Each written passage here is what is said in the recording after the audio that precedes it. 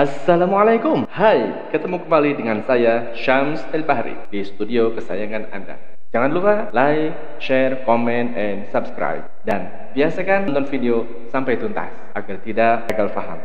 Selamat menyaksikan. Di video kali ini saya akan mencoba membahas tentang perbedaan antara orang yang tahu dengan orang yang tidak tahu. Dimulai dari sebuah ayat yang berbunyi, hal yastawil ladzina ya'lamuna wal ladzina la ya'lamun. Tentulah tidak akan pernah sama antara orang yang tahu dan orang yang tidak tahu. Kita akan menggarisbawahi tentang orang yang tidak tahu. Kategori orang yang tidak tahu itu ada dua.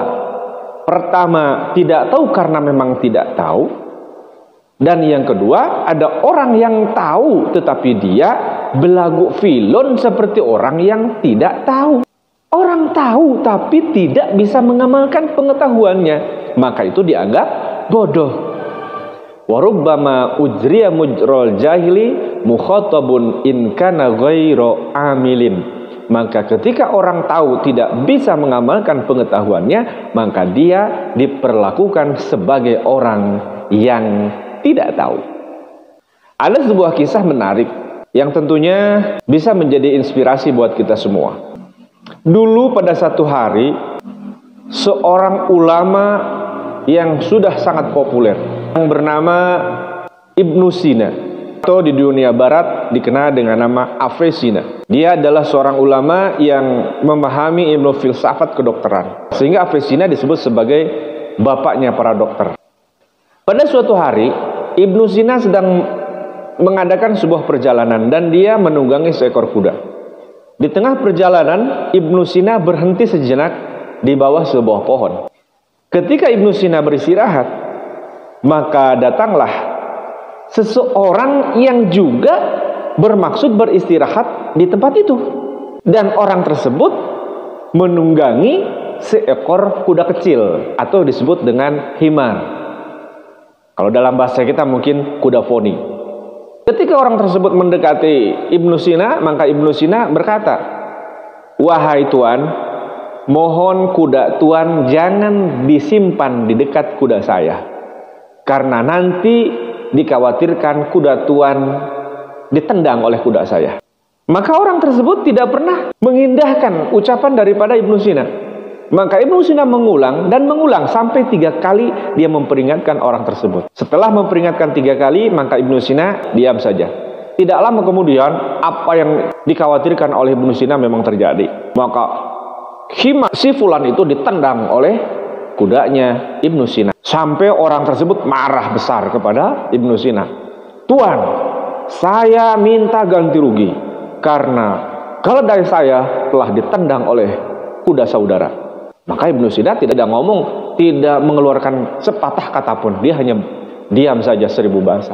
Akhirnya si orang tersebut karena melihat Ibnu Sina tidak komentar, akhirnya dia marah, semakin marah. Sudah, sekarang aku laporkan kau, aku bawa engkau ke pengadilan.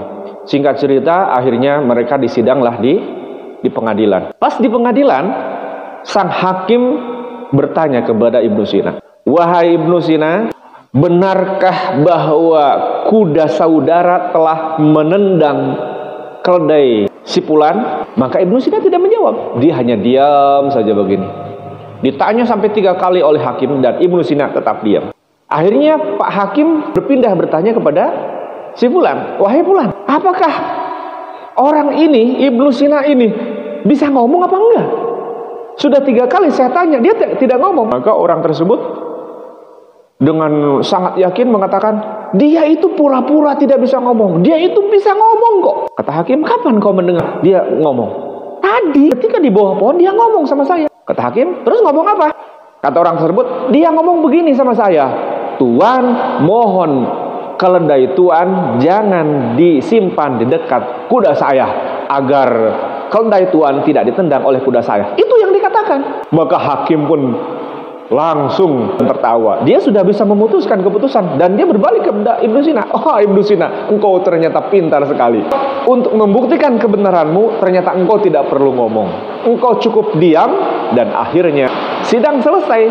dan dinyatakan bahwa Ibnu Sina tidak bersalah. Subhanallah. Yang dapat kita ambil dari kisah ini bahwa ternyata ketika kita mau berdebat, mau ngobrol, mau adu argumen, kita lihat dulu orangnya. Kalau orang tersebut memang pintar tetapi pura-pura bodoh, maka kita nggak usah ngomong. Cukup dengan apa yang dilakukan Ibnu Sina menjadi sebuah ajaran buat kita semua. Kita cukup diam, tapi diam kita menjadi sebuah jawaban yang sangat pasti.